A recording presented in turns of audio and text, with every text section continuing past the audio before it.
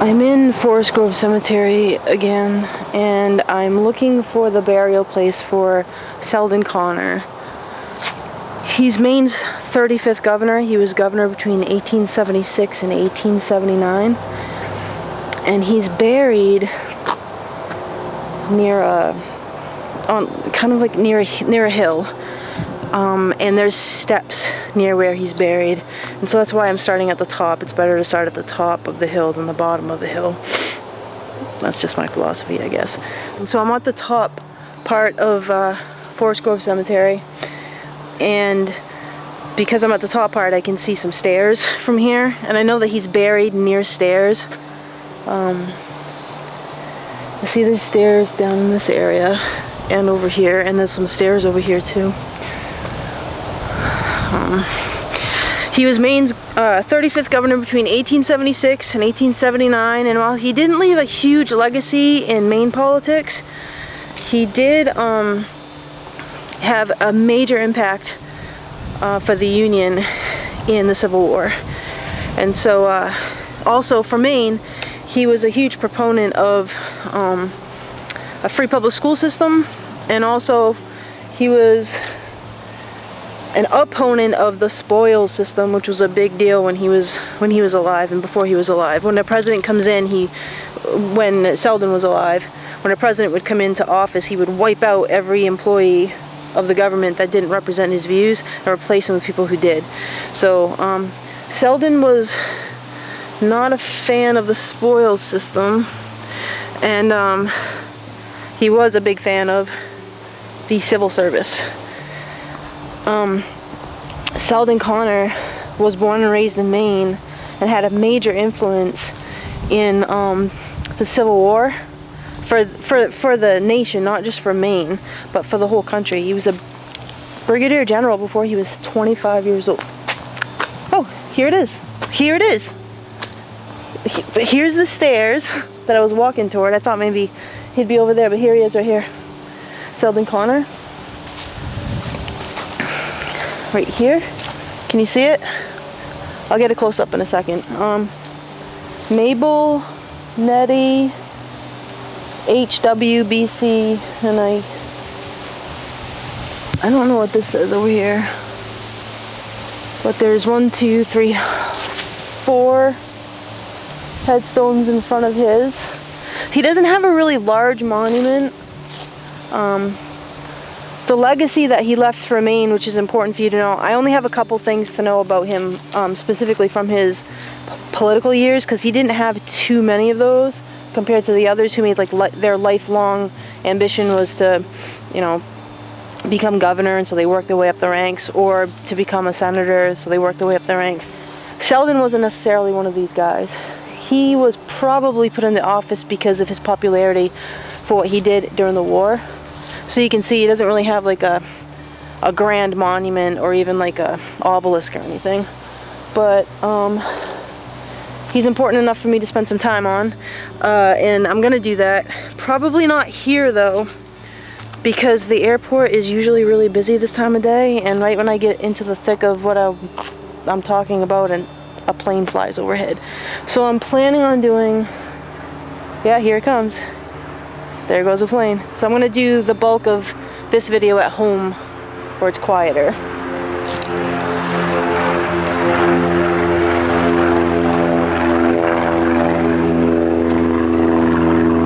There he goes. Okay, here we are. We're at my house now. It's quieter here. Not as many distractions and not as much noise overhead. Okay, so let me get into Selden Connor's military experience. In 1861, he joined the war. He joined the Union cause.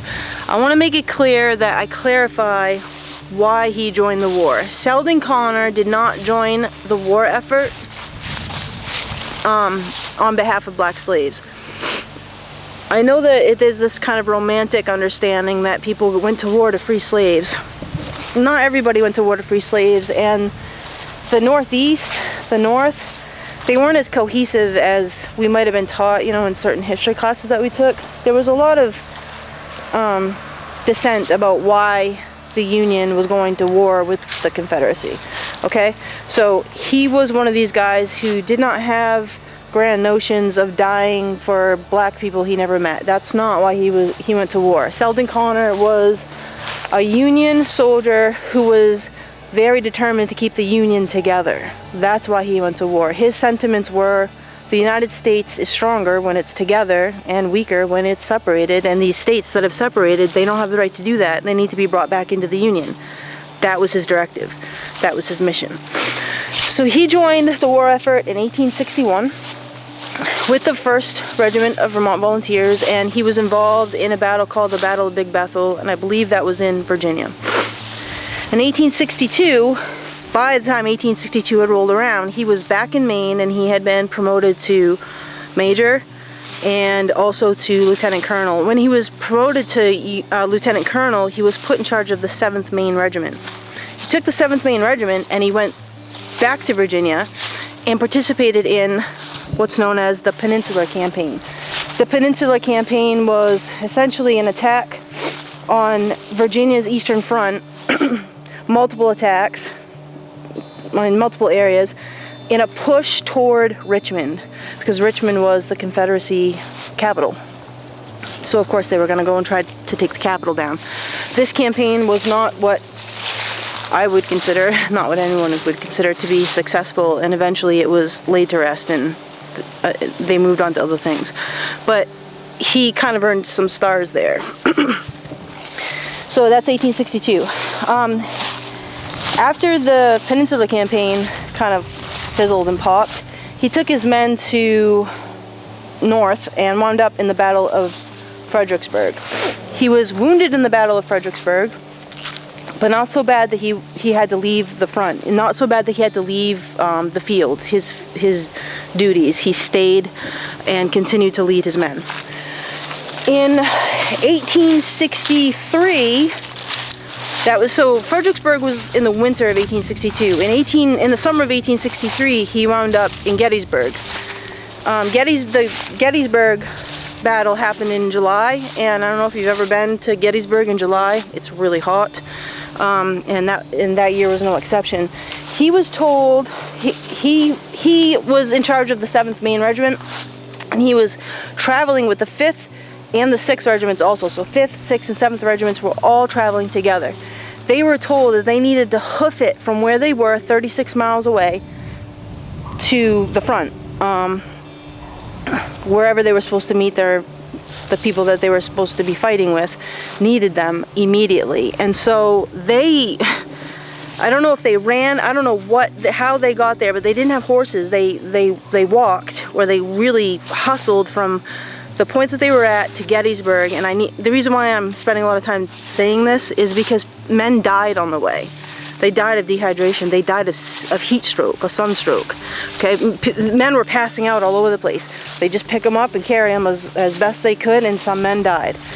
But they did make it on time, and they were stationed on the right flank. And the flanks are very important positions when you're talking about like a line of men, because if you don't hold the flank, then the opposition will come through and knock off the ends of the line, and the rest of the line won't know because they're coming from the side, right? So you have to hold the flanks to make sure that nobody can break that line and just come and just wipe everybody else out down the line. So they did a good job there. But you know, I read a letter. Selden Connor was a prolific writer. He wrote to his family all the time when he was at war. He wrote a letter to his dad that said that they didn't really see a whole lot of action, but they did get into a couple of skirmishes, and in those skirmishes he lost 6 or 7 men from their battle ranks. So 3 or 4 of them were injured, and 3 of them actually died. At the end of the Gettysburg battle, Selden's regiment was actually charged with following the Confederates out of the area, like shadowing them to make sure that they fully left, and also to report back information about what they saw while they were out there. So he was really important. After the Battle of Gettysburg, he was promoted to colonel. This is a big deal. So in 1864, he's been promoted to colonel and put in command of the 19th Maine. He takes the 19th Maine to the northern front in Virginia to fight in the Battle of the Wilderness. The Battle of the Wilderness is pretty much what it sounds like. It's a battle in the wilderness. There's trees everywhere, shrubs everywhere, there's roots growing out of the ground. The ground is uneven. It's a very, very, it's a dangerous place to do business. How's that? To do battle. I mean, it's not ideal terrain at all. And in this area, there's massive amounts of casualties. I cannot exaggerate this enough. Massive amounts of casualties. When the Battle of the Wilderness was over, it was really undetermined as to which side actually won because there was so much carnage. Okay, so there's musket balls flying all over the place. People are, can't be seen. They're not out in the open. They're hidden. The terrain is impossible to run through or to get supplies through. It's a horrible, horrible place to be. And he gets struck in the leg with a musket ball. He gets struck in the thigh. Now I'm gonna sit down in my chair here so that I can get into this with you, because this actually becomes a major player in the rest of his life. So give me 1 second. I'm gonna set out my camera. Okay, so the Battle of the Wilderness. So the 19th Maine is there, and it is just a terrible place to be. I mean, war is a terrible place to be, but the Battle of the Wilderness was a terrible place to be. And so Selden himself, he wasn't the kind of guy who like told his men what to do and then just sent them off to do it. He was right there in the mix with them, and he was struck with a musket ball through his thigh. So it went through the outer part of his leg and shot out the inner part of his leg, and as it went through, it hit his bone and just pulverized it. Okay, so he had like fragments of bone. His leg was no longer connected to itself in the quad area. His femur was smashed. He had fallen, of course, and he could not get up and he could not move himself, and his men saw him. And now I've just explained the terrain to you. The ground is uneven. There's root systems growing up all over the place. There's shrubbery. There's nothing around here that really kind of looks or resembles what they had to go through. But if you look at all the shrubbery behind me right here, okay, imagine trying to drag a wounded guy through this out to safety. Now, Selden wasn't a small man. He had presence. He was a pretty big guy. And so his men were pretty desperate to get him out of there, so they belly crawled over to him, a couple of them. They grabbed him by the shoulders and they started dragging him out. Okay, so they drag him out, and here's something I need to make clear to you. There weren't horses around in that area, because if there were horses, they would be like perfect targets, and anybody on the horses would be perfect targets because of just the terrain and just everything that these soldiers had to, fight against besides each other. They had all of the trees and the shrubs, and so there were no horses available. Even if there were horses available, there was no way to get Selden onto a horse. So if you threw him up on a horse and draped him over, his leg would be hanging. It's not connected to anything, right? It's not connected to itself. So that's a no-go. And even if they could prop him up onto a horse where he's sitting up on a horse, which was not gonna happen, his leg would still be dangling from itself, right? And even if they tried to put his foot into a stirrup, I don't even know what would be worse. I really don't know what would be worse. This was not possible. So they pulled him out of the danger zone, out of the shrubbery, to a field. Kind of like this could be like the terrain of the field that he was dragged to. The problem was that there were no horses there either. And even if there were horses there, they had the same problems they had before. They could not put him on a horse. So they had to drag him to the end of this field. It's quite a long way. They get him to the end of the field, and there's a road at the end of the field. The road had horses and wagons waiting for, they were dropping off, the wagons would drop off like supplies, but then they could be used to carry men out. So he was put on one of these wagons and brought to the nearest field hospital.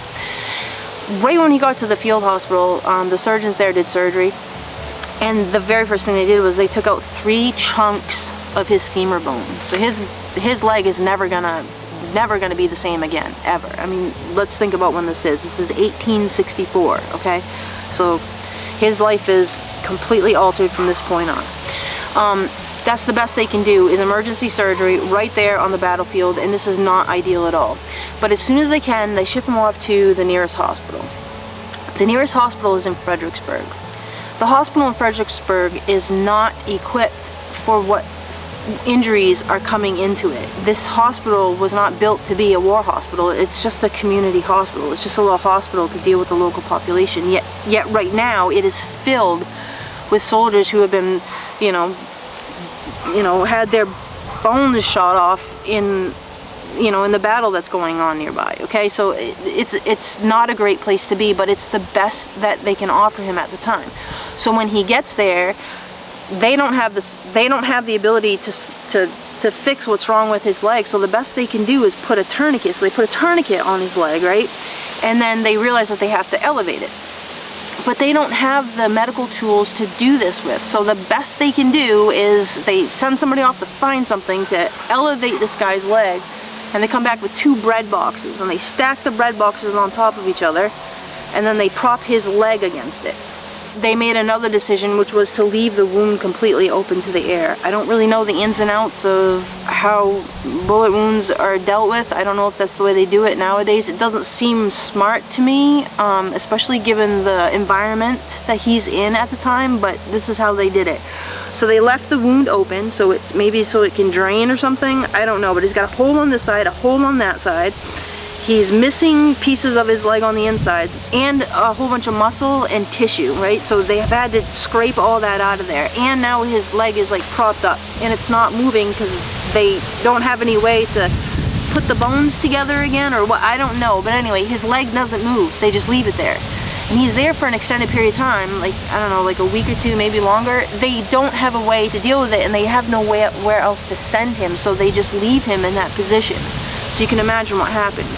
His leg on the back part, there became like a pressure sore, a sore from his leg just not moving and just leaning against these boxes. And to add to that, the open wounds were infected and they were all infested with maggots. So this is happening to him, within, a couple weeks of his initial injury. So this is a disaster upon a disaster. But eventually, they do find safe passage for him to be transported to Douglas Hospital in Washington, D.C., or right around Washington, D.C. So they put him on a transport, they get him to this Douglas Hospital, and this hospital is equipped to deal with his injury and injuries that soldiers would get on the battlefield. It has, this hospital is bigger. It has, a 24-hour staff. It's staffed with nurses. It's staffed with doctors, more doctors. And these doctors are more educated than the doctors that he had previously dealt with. So they look at his leg and they do what they do, and it actually starts helping him. He actually starts healing. So this is great. So after he's there for about 3 or 4 weeks, he's healing. Things are going well, and then suddenly one day his leg just starts hemorrhaging. I mean, like completely out of the blue, it just starts hemorrhaging. I'm not using that word to sound dramatic. He didn't just start trickling blood or just start bleeding a little bit and like, oh, what's that? He literally started hemorrhaging from whatever area of the leg that he started hemorrhaging in. It was happening so fast, so drastically, that when I read I read an anecdote of what happened on the hospital floor that he was on, it made it sound like doctors were flying out of rooms, running as fast as they could down the hallway just to get to his room so they could help stop the bleeding, and they realized that there was no stopping it, and so they applied a tourniquet. They applied a tourniquet to get the bleeding to stop, and made a rash decision right there that they had to amputate his leg. And they were getting ready to amputate his leg, and somebody stopped them and said, don't do this, we can't do this. If we cut off his leg, he will definitely die. He's lost way too much blood, he will definitely die. We have to do the next best thing. What was the next best thing? The next best thing, they determined, was to remove the tourniquet and to apply pressure digitally. Okay, so applied pressure digitally. somebody took their fingers and put them into his leg and applied pressure wherever the bleeding was happening, or where they thought the bleeding was happening, to control the bleeding. It worked, but he had people's fingers inside of him. He had somebody by his bedside night and day and night, for weeks on end, with their fingers inside of his leg to make sure that his leg did not bleed out and he didn't die. Okay, I don't know if it was 24 hours a day that they had their fingers inside of him. What was made clear is that 24 hours a day there was somebody there to put their fingers inside of him. In present times, we can imagine what hazards come with sticking your fingers inside of somebody's body repeatedly over and over again, and the results were what you might imagine.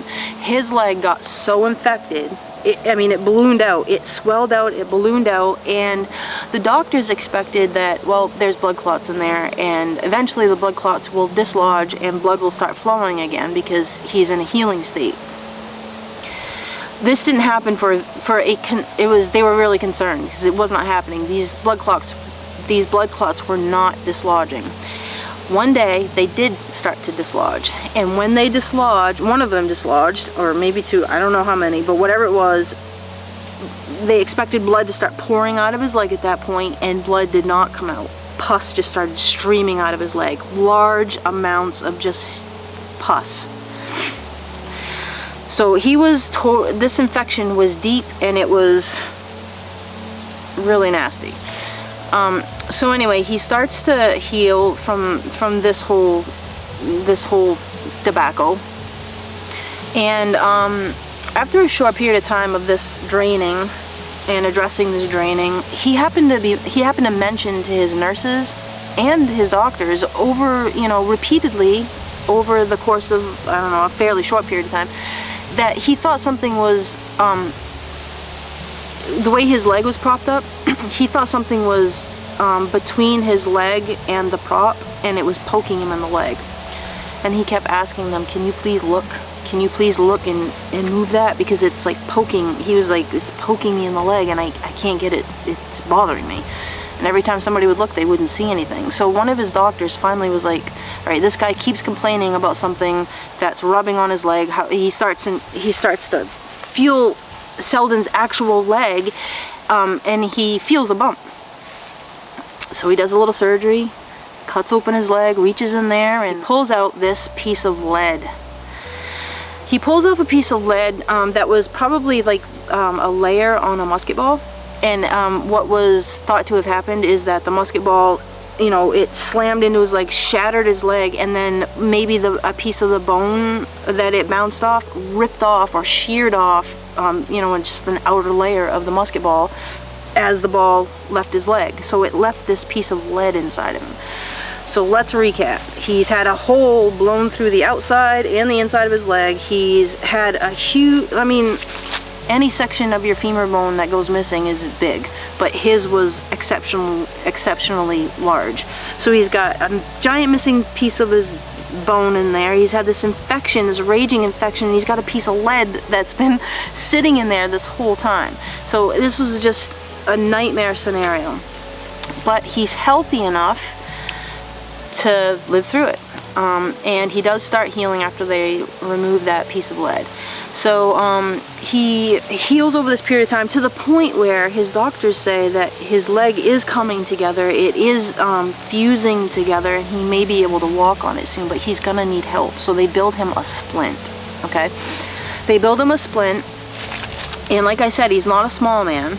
So this splint had to hold a lot of, pressure and weight, because he really had this determination that he was going to get better, and he'll have a limp, but at least he'll still be on the battlefield, and that was his goal, was to get back to the Union Army, get back to his duties. So they put this splint on him, and the problem was that, it's up here, but it's also down below too. It's not just, in this area. It goes the whole length of his leg. And there's pressure points on it that he keeps rubbing on, because he has to put pressure on it in order to stabilize himself. And when he does that, he causes sores where the pressure points hit his leg.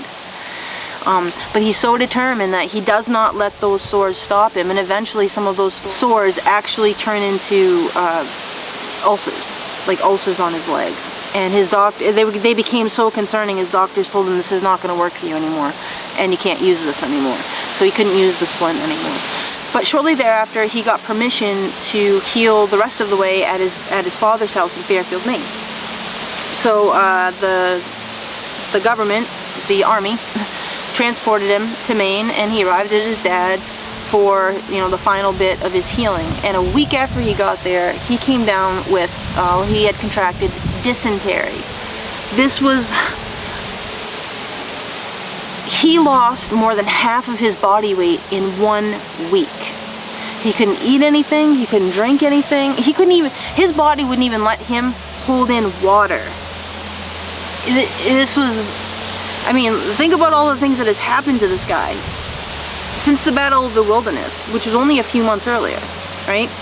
So he does eventually make a recovery. He recovers, and on January 1st of 1865, he says to his family he's gonna walk.